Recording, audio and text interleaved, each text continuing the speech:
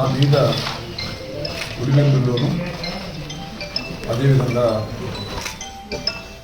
వేంపల్లిలోనూ 2 కేసులు రిజిస్టర్ అయిన సందర్భంగా నన్ను విచారణకు పిలిచారు.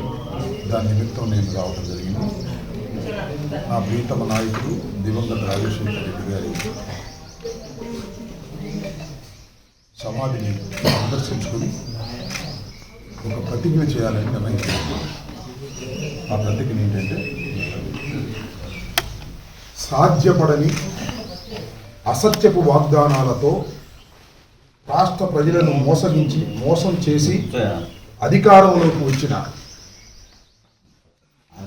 కూటమి ప్రభుత్వాన్ని ప్రజాస్వామ్య పద్ధతుల్లో కూల్చి వైఎస్ఆర్ కాంగ్రెస్ పార్టీ అధినేత వైఎస్ జగన్మోహన్ రెడ్డి గారిని అధికారంలోకి తీసుకొచ్చేంత వరకు అలుపెరగని పోరాటం చేస్తామని, ఈ పోరాటంలో ఎన్ని కుట్రలు, కుతంత్రాలు, దాడులు, కేసులు, జైళ్లు ఎదురైనా ధైర్యంగా పోరాడతామని వైఎస్ రాజశేఖర రెడ్డి గారి సాక్షిగా ప్రతిజ్ఞ చేస్తున్నాను. ఈ ప్రతిజ్ఞ రాజశేఖర రెడ్డి గారు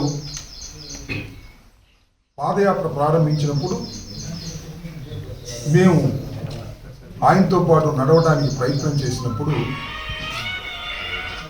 ఎక్కువ దూరం నడవలేమనుకున్నాం.